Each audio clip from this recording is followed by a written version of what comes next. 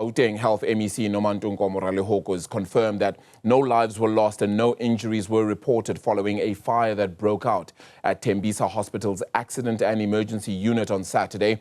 She also confirmed that the hospital remains open to new patients while investigations into the cause of the fire are underway. The MEC herself joins us now for a little bit more on this discussion then. That's Nomantu Nkomo-Ralehoko. MEC, thank you so much for joining us this morning. It's a good morning to you. Thank you again for being with us. Are we any closer to understanding the cause of the fire? Morning to Commander. Yes, Commander, we are busy now with the investigating teams from various units. And once we get that report, we'll definitely inform you, colleagues, because everybody needs to know of what has happened. And we're still shocked about that incident that happened on the 19th of April at Tembisa Hospital. Also to confirm then, the hospital, as we've just noted, does remain open. Am I correct in saying that? How much of the hospital has been actually fully affected by this fire? The part that has been affected is the one that is not far from the gate. If you can see, there is an extension that was done on the emergency area, accident and emergency area, because if you remember, you have been getting some complaints that our area is very small inside the hospital. So we had to do that extension on the other side. So that's the part that has been affected by fire, but the hospital is operating. All the other areas are still intact in the hospital. They are operating, yes. So does that mean that people have been brought back in, patients have been brought back into the hospital, nurses, doctors, etc., all operating in those specific areas that aren't affected? Yeah, nurses, doctors, porters, everyone is still working in the hospital. They are the main hospital. It's only this part that has been designated as a crime scene that nobody is operating there, where the building was burned. And that's where everything is not operating. And we're still busy now identifying another space, which we have found it already, by the way, yesterday.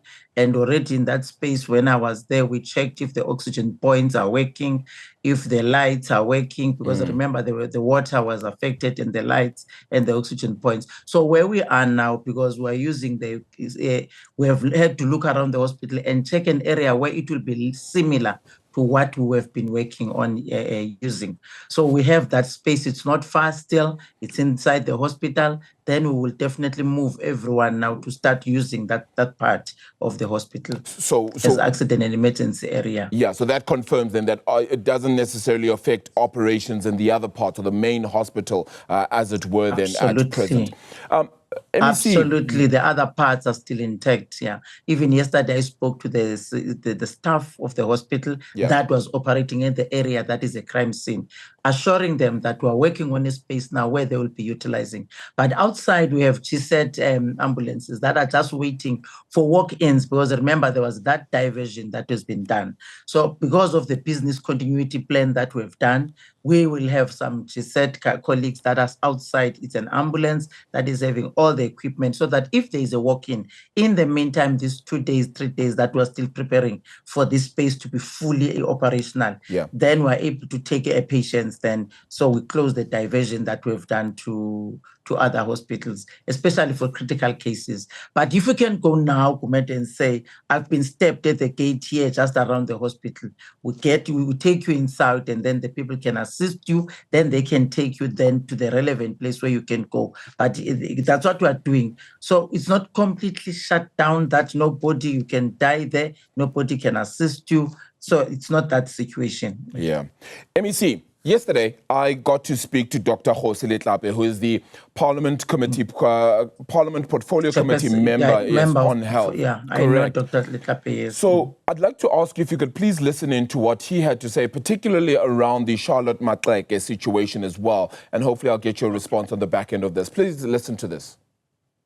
My biggest concern is that even at Charlotte Maxeke Hospital, the hospital has not been properly repaired. If you go to the oncology department, it's still a disaster. You have doctors sharing a consulting room. We have an inability to prevent these things. So my question is going to be, was Tembisa Hospital ready to prevent fires from occurring? We're glad that no patients suffered, but we've got to be concerned about the state of our institutions in terms of fire safety. I mean, he brings up quite a few issues there as well then, MEC, but maybe let me start with the concern that because of what has happened at Charlotte Maxeke, should we be worried that the repair on Tembisa Hospital may also be a worrisome factor then in future?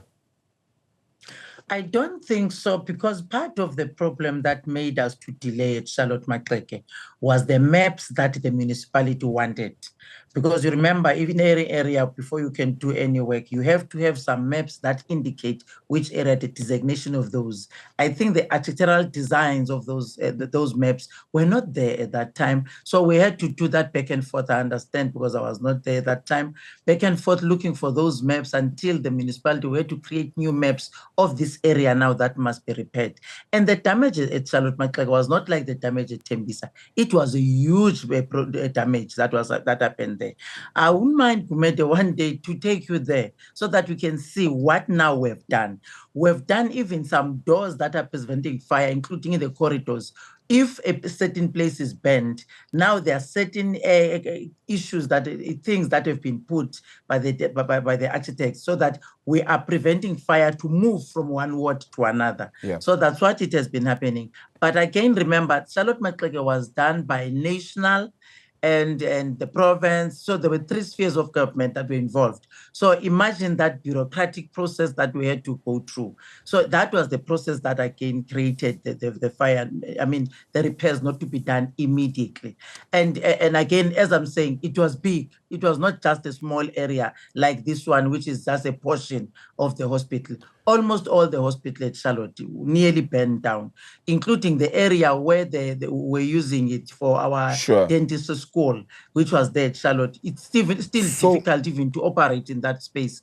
But the contractor finally now, at least we can assure the public that finally the contractors are on site. But what we did again is to make sure that we look for specific areas that are in the hospital so that we can bring back all the services. Yes. All the services are there at Charlotte Maxeke now. We no longer do diversions as we used to do before. MEC, obviously there's that concern around the oncology unit, and hopefully we can indeed, I mean, I'd be glad to take you up on the offer indeed, to have a look around Charlotte Maxeke, hopefully with you, and let's certainly do that. In fact, what I did even last year is the National Parliament, when they were there, but PT Doctor was not there. I think it was the NCOP. We took them to specific areas to see for themselves, and they were happy with the work that we've done, and they were happy now that we took so long, but to make sure that things are okay, because we don't need another fire incident. Indeed. That's my actual worry then, is that we're seeing 2 arson attempts. And I say arson, I was speaking out of term here, and I apologize for that. Is there a broader concern that we have this happening at our hospitals, particularly here in Gauteng? The fires at Charlotte Maxeke, now we have this fire at Tembisa.